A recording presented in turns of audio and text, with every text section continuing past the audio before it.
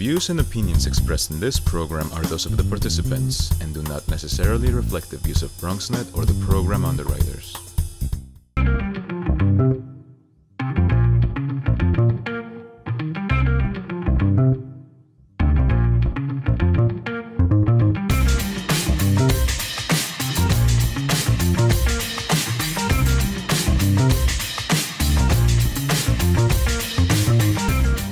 Hey there, good evening. Welcome to the Bronx Buzz. This is BronxNet's program where we talk to writers and journalists and editors and all different people who are writing about the Bronx, who are putting something out about the Bronx. And we also talk to photojournalists. And in our second half of the program, we're going to talk to somebody you know as a reporter and editor, but he's now doing a lot of photojournalism, and we're going to show some of his pictures. But to start the program, let's say good evening to our good friend, Claudia Irizarry Aponte, who is the Bronx reporter for The City. Nice to see you again, Claudia. Thanks again for having me. Now, we'll start off with something that you wrote about that we were really planning to talk about, but it turned out to not be totally current, and that was the idea of the sports shops on River Avenue and in the area around Yankee Stadium having to deal with the lockout. But of course, now baseball is back, and they will eventually pick up.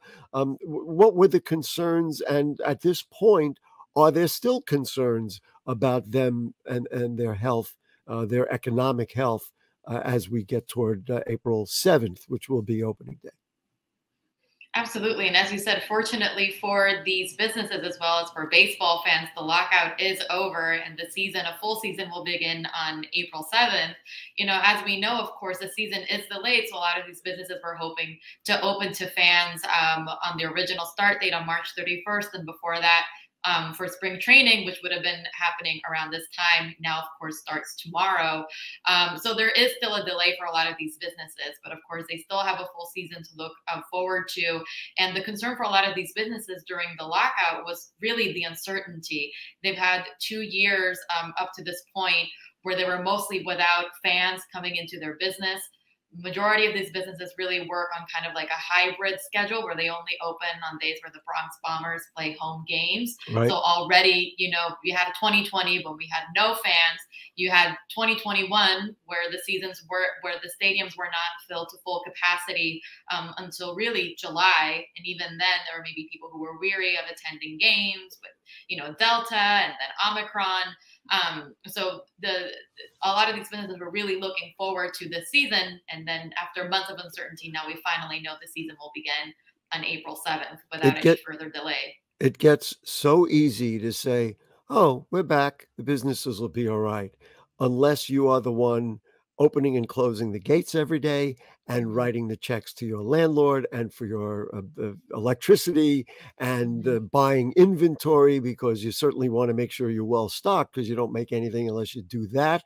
And that involves the shipping and everything else. I do think that, you know, we read the papers about baseball and everything else, but and even the vendors and the ushers at the stadium, but that area around Yankee Stadium is historic. Now, you have spoken to a number of the businesses around there. Just share some of their attitudes and what they said to you and what they're saying. Yeah, well, the shop owners that I spoke with were in general very frustrated with the state of the lockout and felt that the MLB was stiffing not just the players, but really businesses like the ones on River Avenue that depend on the fans. They really felt that they weren't taking into full consideration, you know, just the cascading effects of this lockout. And we're really looking forward to just everything coming to a full resolution and business opening again, because of course, you know, without games, you don't have fans, you don't have business, you don't have money. It's been 2 years of a pandemic where you don't have, you know, the same crowds as usual. And they were really hoping to the regular amount of crowds to get out of the red. I spoke with bars that were concerned about losing their clientele, souvenir shops, right. But of course you can't really sell, you can't really sell T-shirts and baseball hats if you don't have any fans around. And you know, you mentioned spring training. Of course, for the Yankees, that would mean in Tampa. But once you get going, and if we were in a normal cycle, so to speak. Once March 1st hits, people will start getting excited. They'd be coming in, hey, this year we're going to go to the game, and you bring your kids and you buy them a cap and you get them excited. And none of that happened. And it will, people will come by. I'm not going to pretend that Yankee Stadium won't be filled, but or near filled. But it's a slow developing process for them. Yeah. And we were talking about it before the show with that whole Nike contract that looked like they were going to be hit again. I mean, it's like, and we need them so badly. This is the culture of the Bronx and Yankee Stadium, and everybody who's ever been to the stadium walks down River Avenue, and it's a party before and after the games. All right, we get it. Let's hope all's well that ends well. Let's hope they do well. I do want to talk to you because you wrote about another recreation venue, and that is the Trump Golf Course over there in Throgs Neck. It was said that the former president's contract was going to be canceled. But you have reported that more than a year after that City Hall announcement by the previous mayor, it still hasn't been canceled. And if you drive by there, the Trump banner is still there. What is the status of the Trump Golf Course? Is it something they said that they can't hold up legally? Mm-hmm. Yeah, it's the great mystery of who will be operating the Trump Ferry Point Golf Course in Throgs Neck when the season begins later this spring. So as you noted, de Blasio, after the insurrection at the Capitol, about to cancel all of the Trump organization's contracts with the city. That included 2 carousels in Central Park and the ice rink. Or actually 2 ice rinks and the carousel, my mistake. And of course, the Trump Ferry Point Golf Course on Throgs Neck, which was scheduled to be that Trump was scheduled to operate through 2035. Where things stand now is that the city actually named an operator to take over the golf course, but the Trump organization is fighting this cancellation in court. In November, a Manhattan judge actually granted the Trump organization a temporary, victory, granted them an injunction saying that they do have the right to stay until the courts issue a final decision. Meanwhile, the city is pressuring the courts to really announce, hey, what's going to happen to this, because spring season is just around the corner and we still don't know who will be operating this golf course when the time comes. It sounds like the way you're describing it that you expect that it will be canceled. I wonder if there will be lawsuits behind it, so that'll put everything on hold. And I don't, my sense is it's not going to be as simple as, well, we're just going to change contracts. So of course, an agreement is an agreement, whether you liked it or not. Nothing ever is. And actually, the judge who actually issued the temporary stay seemed to, insinuate that the Trump organization would prevail based on its merits, on the merits of the case. But we just still don't know because the judge has not issued a decision. The city has, officially petitioned through the court asking the judge, hey, please, make a decision. Where do things stand? When can we expect an answer? And that just has not happened as of today. And then, of course, I mean, I don't know the ins and outs, but of course, who would be the new operator of it? Mm-hmm. I mean, that's been a controversial project from the minute somebody said, hey, I got an idea. Let's put a golf course down there. Yeah. I want to ask you about something else that you wrote about, and that is convictions of hate crimes. You reported very clearly that most hate crime charges in New York City get dropped before conviction. We hear a lot about all the different hate crimes and things going on. And then we say, well, he's going to be arrested. He's going to be charged with a hate crime. But if they never get there, so why don't you review for us some of the numbers and what some of the issues are that's stopping this from going all the way to, getting some people punished, what I would think is appropriately. Mm-hmm. Mm-hmm. So there's a number of reasons why hate crime charges are dropped in the city's courts. One reason is that the district attorney's office generally like to cut plea deals with the assailants to avoid any sort of jail time. And another reason is that we found is that hate crimes are actually very hard to convict and very difficult to prove. There's a very high standard to prove a hate crime. We spoke with victims who, it's easy for a lawyer or for the police to be able to issue these charges when the assailant uses racist language, when they call a person a slur or they attack them and they use, this racist language. It's more difficult still when someone feels like they were targeted because of their race and ethnicity, as is happening a lot, unfortunately, in the Asian community. But the person who attacks them doesn't really didn't say use anything. A bad word. Wow.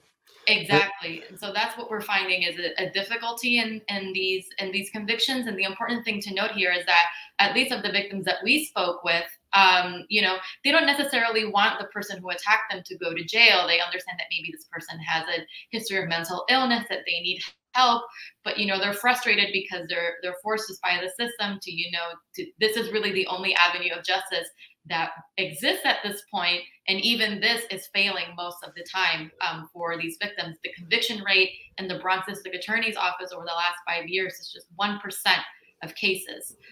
So clearly a huge problem for victims of these crimes.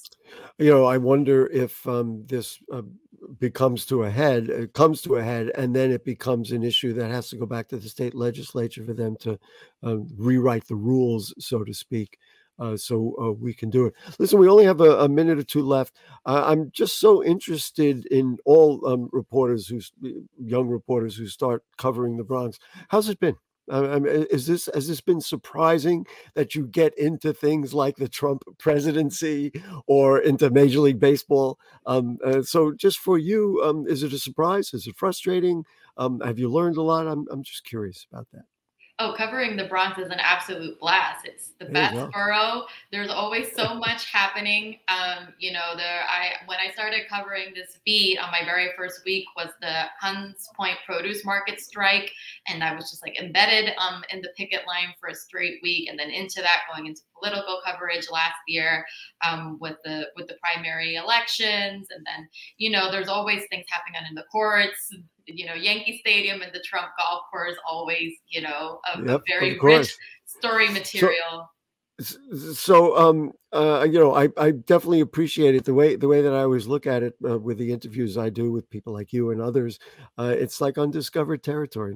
There's so much going on and nobody knows we're here. That's why we do what we do.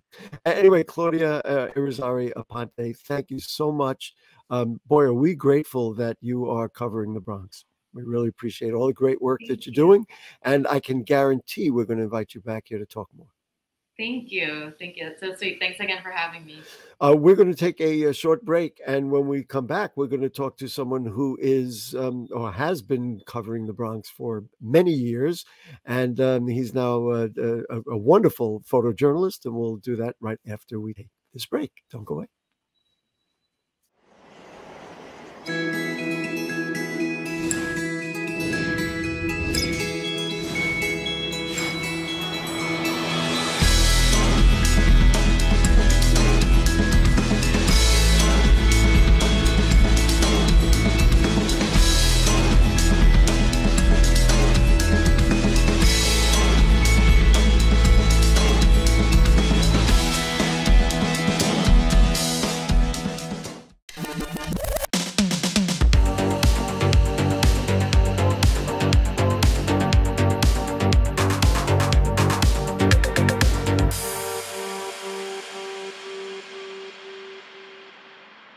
If you're struggling to afford your internet bills during the pandemic, there's a temporary government program that may be able to help.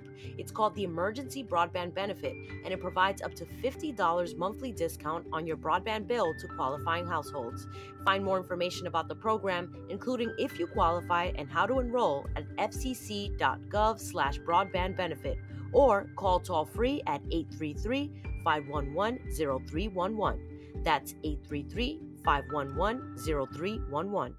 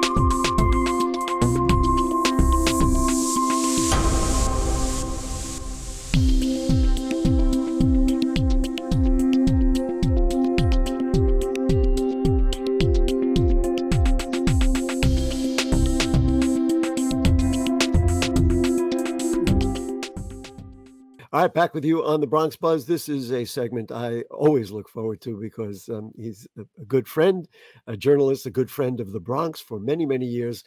Bob Kappstatter, who formerly is a media consultant and former New York Daily News editor, edited the Bronx section for many years. Nice to see you, Cappy. Hi there. He's gonna be hard to get today. I could see that. I'm playing with you. I'm playing. Yeah, I know you are. So, you've been taking pictures. Just talk to me about how you've, in a way, converted your love and talent for writing to being a photographer. We've talked about this before on the show. Very simply, I've always enjoyed photography. I went to the University of Missouri School of Journalism, did a double major, reporting and photography.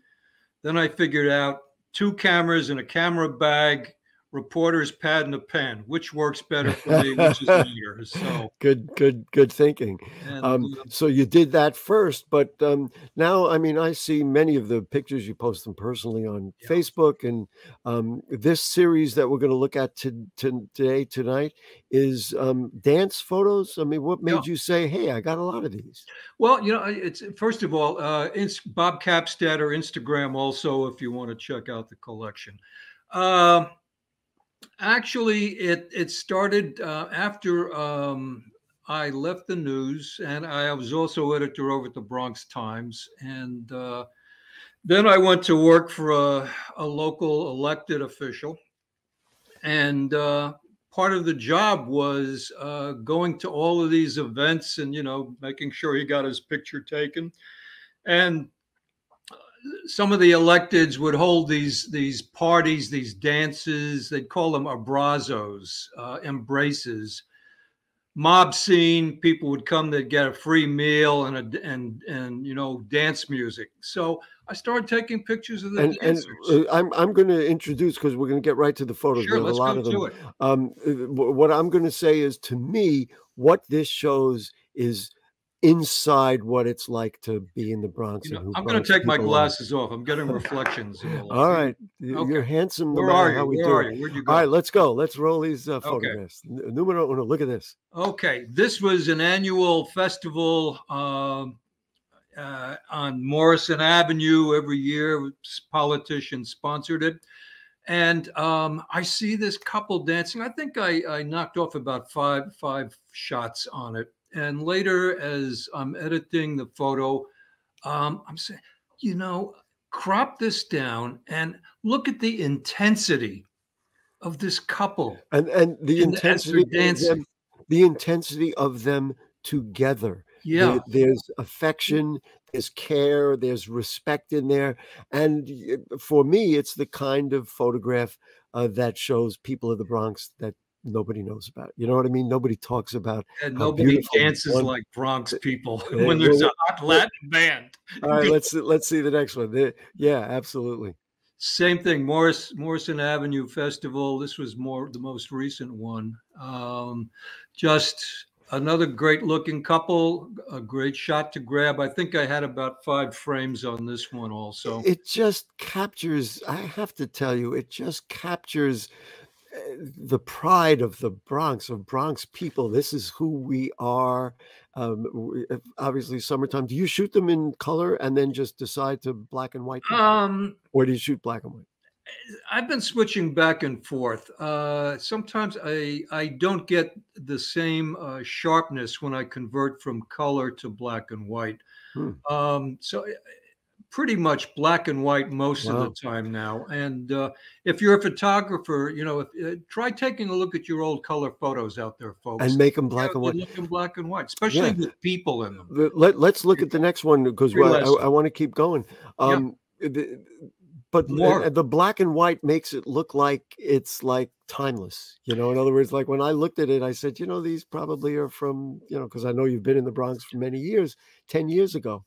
Well, it takes away from the distraction. Color, black and white takes away from sometimes the distraction of color, and you focus strongly on the people, like that guy with the maracas in the background. I don't know if he would stand out as much. And the other thing that I love about that is her skirt. Yeah, movement. communicates movement, even though it's a still photo. Yeah. Tremendous. Now, how much of that? Let's show the next one. How much of that is? We can keep talking. How much of that is deliberate versus, like you knew that you could capture the dress that way, or you just came home and said, "Wow, look at what I got." Well, again, shoot a couple of shots and hope you got a good one. I lowered the camera a little bit. All right, this one was clearly color, and you needed this one had to color. be in color. I call this my Pepto-Bismol man. There you go. This guy was at one of these politicians inspired dances. Let's go back to the photo. Can we do that? Yeah. It'll be edited back in. There it is. Okay. Yeah. Well, what I want to say is I looked at that and all I could think of was Chuck Berry. I said, man, that is with the cheekbones and the the knees bent like that. That's I mean, this was a photo that just had to be taken. I forget how many shots I did to get the partner with them, that couple off to the far right in the background there. She looked like she was enjoying the Pepto-Bismol suit as much as you were. It could be. These are just great, and they really define. We should get a gallery up about this. This defines to me so much about who we are in the Bronx. All right, next. Go ahead. Did you want to say something? No. Cappy's on the floor. Again, this is some of my photos. I cut the top of people off in some of my photos because it helps focus on what's happening at the moment. In this case, these dancers, this woman with this great looking dress, her legs showing her dance step. And so this was originally a full shot. It wasn't you trying to get a shot up her dress. Sorry. Yeah. Sometimes cut the top off and you focus on what's really happening in the photo. Do you ever play with with the color or lighting through the technology that's available? My sense is you don't do that. You're not that kind of a photographer. I should take a class or two on all the techniques of lighting and exposure and all of that stuff. Basically, I've learned through experience and a lot of mistakes and reading up, and look, I might shoot a whole like 30 shots of some event somewhere and come back and say, I didn't have one damn good photo in this whole thing. But then I might crop one photo down and find that hidden picture by cropping it. So do you shoot deliberately to make a great photo, or do you just shoot and see what happens? Oh, of course. I go out and I say, I'm going to shoot a great photo today. You're the man. You're the man. That's your Bronx tube right there. No, but what it is I think from years of being a reporter, and also with my street photography, something I learned from cops, a lot of cop friends, and cops would say, when you're walking the street, you look for something that's not usual. Something is out of place here. Well, that's my reporters and my cops' eye. I want to get to more. Catches your eye. I got it. Let's do some more. But you look for that unusual detail. Speaking of unusual detail, this was another one of these abrazo dances, and this woman just came at me. Listen, man, probably the flash didn't go off in the camera, so I had this sense of this movement. She's coming at me, and she's out of focus, but I think it gives more dynamic to the photo. Let me tell you something. She is dressed individually. There was nobody else in that room dressed like her. Well, that too. Yeah. All right, let's go. Let's keep going. I want to get to more of I'm trying to count. This may Morrison Avenue again. This may be my favorite photo of them all, especially with the mural in the background, her attitude. She's dancing alone. There's a sense of, hey, man, this is me, and take it or leave it. Yeah. It's just and tremendous. She spots me with the camera, and she's ready to have her. She's saying, "Here you go." That's what I mean. This is that is a Bronx woman, man. There you go. Mamacita. Ay, mami. I love that. I love that photo. All right, keep going. Let's see. I don't know how many we got left. More dancers, more. Just the concentration. Well, they want to get it right. concentrated on the steps. And, you know, it's a hot day. So she's, you know, sort of lightened up a little bit. Yes. But yes, you see, they're casual and it's a casual sort of event, but the dancing. They're so and focused on their dance That's steps. right. Getting it right was so important to them. Tremendous. All right, next. I could do this all day long. Oh my goodness, my heart. I love heart is beating fast. This was a Dominican American celebration, again sponsored by the local politicians, and just this little girl. She was dancing. She's a pretty good dancer too, and boom, snap! I got it, and the older dancer on the side there smiling. It's just the framing, the composition. It works. Smile and the subject just works. All came together. You, in all of these pictures, you have captured people who have such pride. Even that little girl, what was she, 8 years old, 9 years old?